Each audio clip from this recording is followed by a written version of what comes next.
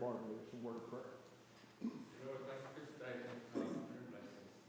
Thank you for letting us come out tonight, Lord, and study and learn more about you. Lord, we pray for those sick in the hospital and nursing homes, touch our bodies for your will. Lord, go with us through the rest of this service and on through the future walks of life. We ask this in your name.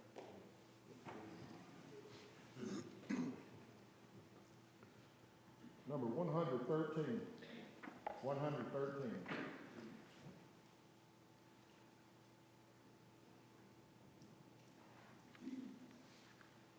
Sing the first and last verses of this song. Let's sing. Sweetly, Lord, have we heard thee calling, come, follow me.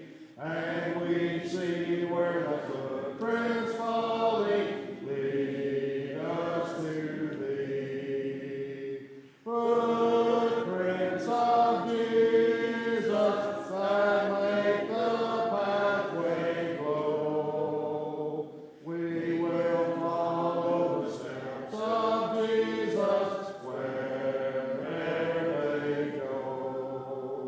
By and by through the shining portals turning our feet, we shall walk with the glad immortals and golden street. Footprints of Jesus that make the pathway glow. We will follow the steps of Jesus wherever they go. 675. 675 is on invitation.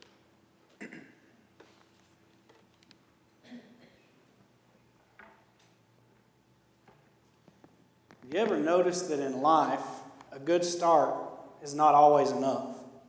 You know, there's nothing wrong with a good start, mind you, but it is often not enough to get us to the finish line or to the winner's circle. You know, if you don't believe me, ask many of the Atlanta sports teams of my lifetime.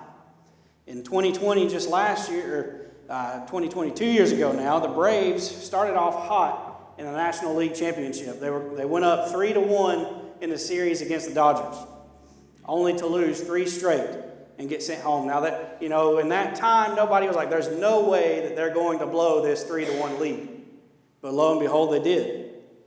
Or when the Falcons played the Patriots in the Super Bowl, they were up 28-3 in the third quarter. Now 28-3, you know, there's no way that team is going to blow that lead. But Tom Brady was on the other team and, you know, they didn't finish strong. All of these teams and many others from Georgia have been excited in certain games or series only to have that excitement ripped away right there at the last second because they did not finish the drill. You know, they had a great start to the game, but at some point they died off. They got complacent. They didn't end up finishing the drill. You know, you can ask any sports fans or any person in general, and they're going to tell you that a good start just isn't enough. You know, I think we all have experienced the reality of this truth in our own everyday lives. You know, maybe we start out really good on a diet. Maybe we start out really good on a new exercise program or on a project around the house. I don't know if many of you are like my family. I remember whenever I was younger, my dad, he would always start this new project, and years later that project was not finished. So me and my sister, we never got that playhouse that we were supposed to get when we were little. Thankfully, my little brother, he got a big playhouse built out by our pool, but that's because we hired a contractor to do that, and it actually got finished. See, we always start these things and have good intentions, but sometimes we don't follow through with them. You know, maybe we have this class in school that we're going to get an A in is what we strive to do. Or this job that we're put in charge of or at church or at our occupation. Maybe we try to pay off these bills that are coming or pay off debt that we have in this snowball effect. You know, I mean, right off the bat, we're out of the starting gate and off to the races to chase that checkered flag, but time passes and that diet ends. We stop going to the gym, we fail that class that we were going to get an A in, and the job doesn't get done, and the bills and the debt are still there. You see, through all of this, there's nothing wrong with a good start. The thing is, it's just not enough. Much like these things we start, or these sports teams who get up and blow a lead, some of us are right there in our spiritual life right now. We started out on fire for God when we became a new Christian, or after we go to a convention or a youth conference where we come back with this fire, but that fire goes out. We stop talking to God on a daily basis, and then we stop reading His Word altogether. We stop meeting with our brothers and sisters in Christ and the Lord's church, and eventually we're very far away from God. If you're experiencing hardship in your life, take the time to check and see where you are in relevance to your relationship with God. You're either moving closer to Him or you're moving further away. You're never just staying right here in this moment. If you can look at your life, make sure that it is the first one that you are striving to move closer to Him. 1 Thessalonians 5:17 says to never stop praying.